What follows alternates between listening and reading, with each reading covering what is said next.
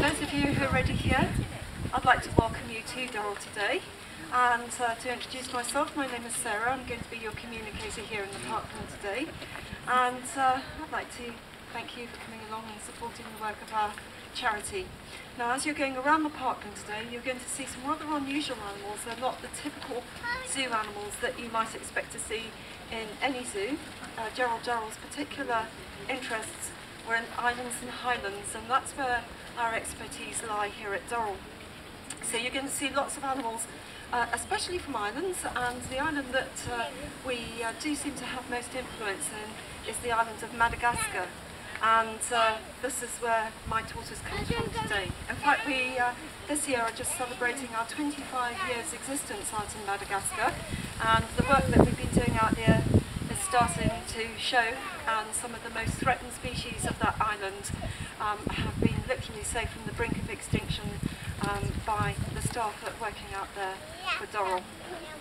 And no exception to threatened species is our radiated tortoise that I've got out for you this morning. His name is George, actually, and George is just munching through his breakfast at the moment, and when he's finished his breakfast and I've finished telling you a little bit about tortoises, I'm going to take him out for a constitutional walk between your toes. But I always have to just mention that we'd ask the children not to dangle their toes or fingers into his little pen at the moment.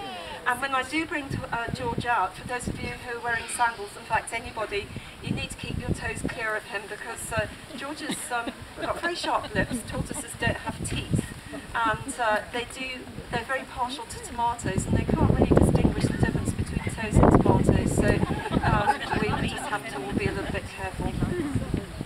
So why is George so special? Well, George is a radiated tortoise that, as I say, comes from Madagascar, and it's with this species along with another species called the ploughshare tortoise that we've been working very heavily on in a place called Barley Bay, which is on the coast of Madagascar.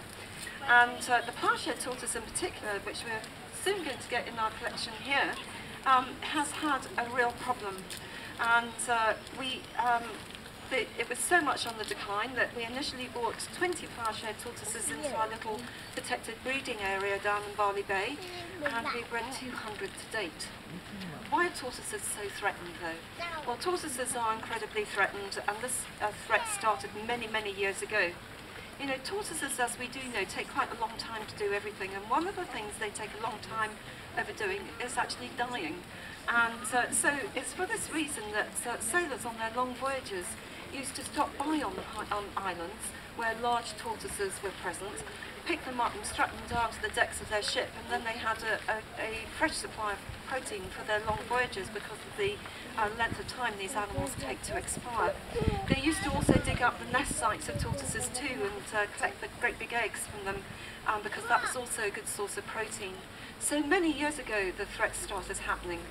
But then, of course, as you're going to find out about the terrible plight of Madagascar, that an awful lot of the habitation and habitat has disappeared because there's a massive growing population on Madagascar.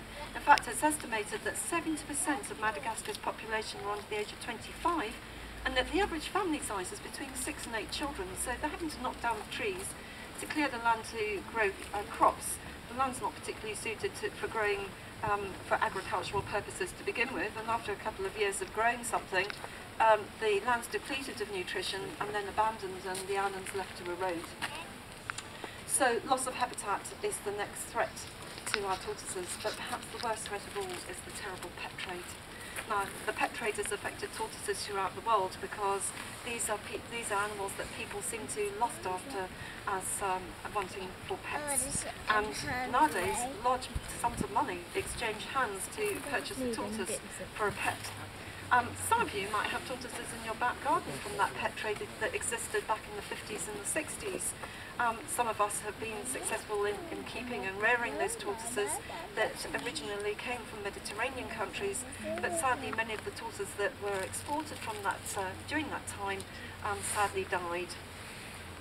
And it is, thankfully now, illegal to purchase a tortoise in the UK without the correct certification to prove that it's actually been bred in this country. So no exports are allowed out of the Mediterranean countries nowadays, which is good because actually many of the Mediterranean species of tortoise are threatened, and many are critically endangered now just through that pet trade. In fact, it was only about a month ago that we got reports from Madagascar, from a customs department, where some uncouth people were trying to export radiated tortoises, in fact 120 radiated tortoises and 20 of these plough-share tortoises out of Madagascar through to Asia, where they could sell them for large sums of money. These people are not very nice. They take the young animals because they can ram more young animals into a suitcase, and to get as many animals in as possible, what they actually do is to take the head and the legs into the animal's shell so that they can cram lots of animals in. And luckily this batch were seized by customs, but for as many that are seized, many get out of the country as well. So tortoises are, I think, amazing animals. They haven't changed for millions and millions of years and are incredibly successful in their current form. We know that the shell protects the animal, but not many people are aware that the shell, which is actually called the carapace, is all part of the skeleton of the creature. And if you looked at a hollow shell of a tortoise, you'd actually see that there was the spine and the ribs that run down inside it. So they're an integral part of the nervous system of the creature. And the carapace is made up of a number of plates, which we call scutes, and that's how the young animal grows inside the carapace. As the tortoise eats a healthy diet and is expanding its size, each scoop gets a little bit larger, which makes the carapace larger as a whole, and then the young animal can grow inside. The tummy part of the tortoise is called the plastron, and it's from the plastron where we can tell we've got a male or a female tortoise. George is a male, and he's got a concave plastron. A female has a flat or slightly convex plastron, and this helps with the mating situation, which I can tell you is highly entertaining and a very precarious affair. To watch this is great fun. I could watch it for hours. What happens is that we have to have one female and at least a couple of males who are going to have a major fight over the female. They seem to need to have the scrap to spur them on to mate for some reason. The scrap is quite violent, and the winner turns the loser on his back and then goes off to seek the attentions of the female. The reason why the animal has got this rounded carapace is that with a little bit of wriggling, the chap that lost the fight can jiggle himself back again eventually. And it's actually not too bad for a tortoise to be on its back. We don't leave it for too long, but lots of people get concerned when they see our tortoises on their backs, but this is just a natural way. It's all part of lovemaking, really. Then the victor goes to the beautiful female, and he does a dance around her, and he goes round and round and round her, nipping her feet on the way. And as he nips her feet, she tends to stick them in her carapace, and because it's quite a crammed effort inside, her tail sticks out, and then the male can then mate with her. It's great fun to watch, and as I say, it's a very hit-and-miss affair, and I could watch that for hours. As we know, tortoises are long-lived animals, and in fact there's a story that Captain Cook, on one of his long voyages, picked up a radiated tortoise in Madagascar, just the same as George here, and gave it to the King of Tonga as a gift. And that tortoise was reputed to have lived until it was 188 years old. George is about 50 years old, so he's a spring chicken really, because we do get lots of reports of ages of 188 and a little bit longer as well.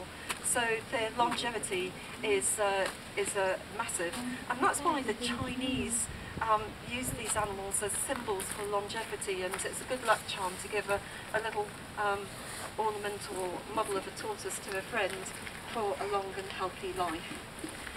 So, ladies and gents, I might give to you George the tortoise. He's currently up for adoption at the moment, so if you fancy a tortoise, it's great to think about adopting George. He's nearly munched through his breakfast now, so what I'm going to do now is take him out for a little walk, and I'm just going to pop him over the edge of his pen, and we'll just take him out to work off that large lettuce leaf that he's had for his breakfast. And I would like then to invite you to ask me any questions you'd like to. Maybe you've got tortoises at home. It's a favourite subject of mine, so I'd be very happy to answer any of your questions or queries that you might have. So once George has had his little trot around, I'm going to be departing to my next venue, which is going to be at the orangutan enclosure. It could well be that we might be inside today in their enclosure because it might be a little bit cool for the orangs to be out, but we'll find out when we get there. You'll hear my dulcet tones on my karaoke machine somewhere in the area, and you can find me there at 12 o'clock. While George is having his little walk around, just a little reminder once again for those of you who've got open-toed saddles, and even if you haven't, to keep your toes well clear of George. He doesn't distinguish the difference between tomatoes and toes.